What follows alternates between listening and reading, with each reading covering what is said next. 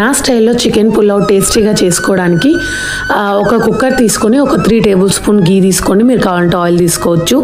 ఆ తర్వాత హోల్ గరం మసాలా, బిర్యానీ ఆకు ఉంటే అది కూడా వేసుకోండి. తర్వాత అల్లం వెల్లుల్లి ఒక 5-6 పచ్చిమిర్చిని పేస్ట్ చేసుకొని అది వేసుకోండి. అది బాగా వేగాలి.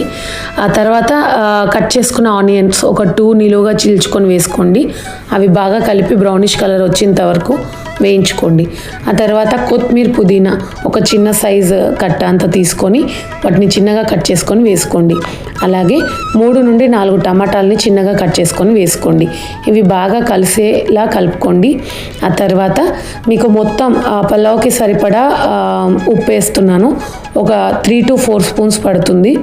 ఆ తర్వాత ఒక స్పూన్ పసుపు, ఇది మీకు తగ్గట్టుగా ఉప్పు వేసుకోండి. పసుపు ఒక స్పూను, అలాగే ధనియాలు, జీలకర్ర రోస్ట్ చేసిన పౌడరు, అలాగే బిర్యానీ మసాలా అని దొరుకుతుంది, అది ఒక 3 స్పూన్స్. ఇవన్నీ బాగా కలుపుకోండి. ఇవి మంచిగా కలుపుకున్నాక నేను 1/2 kg దాకా చికెన్ తీసుకుంటున్నాను. మీరు కావాలంటే ఎక్కువ చేసుకోవచ్చు, తక్కువ చేసుకోవచ్చు. 1/2 kg వరకు చికెన్ని ఫ్రెష్గా కడుక్కొని దాన్ని నీట్గా వేసుకున్నాను. అందులో 1 కప్పు పెరుగు వేసుకున్నాను. అది కలిపేసి కుక్కర్ విజిల్ లేకుండా జస్ట్ మూత పెట్టి ఒక 2 minutes మగ్గనిస్తే ఇలా అవుతుంది. సో దాన్ని బాగా కలుపుకొని ఒక 3 స్పూన్స్ కారం వేసుకుంటున్నాను. మీరు కావాలనుకుంటే తగ్గించి వేసుకోవచ్చు. చూసారు కదా, ఒక 2 minutes అట్లా మూత పెట్టి పెడితే అందులోని వాటర్ అంతా రిలీజ్ అయిపోతుంది. సో ఇది కొంచెం బాగా కలుపుకున్న తర్వాత నేను ఈ కప్ తోటి ఒక 2 కప్స్ బియ్యం తీసుకున్నాను. సో 1 కప్కి 2 కప్పుల వాటర్ పోసుకుంటున్నాను. సో ఈ రైస్ ఏదైతే ఉందో కడిగి నానబెట్టుకున్నాను ఒక 1/2 hour.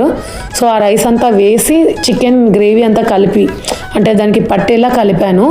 తర్వాత ఏదైతే వాటర్ 1:2 1కి 2 లెక్క కింద నేను వాటర్ తీసుకున్నాను.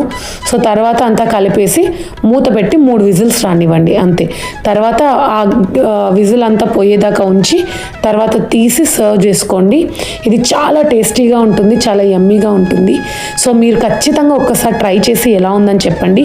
ఎలాంటి వలన ఇది చాలా అంటే చాలా ఈజీగా ఇది కుక్ చేయొచ్చు.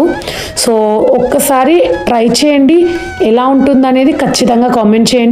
నెక్స్ట్ ఏ వంట పోస్ట్ చేయాలనేది కూడా నాకు కామెంట్లో చెప్పండి. Thank you.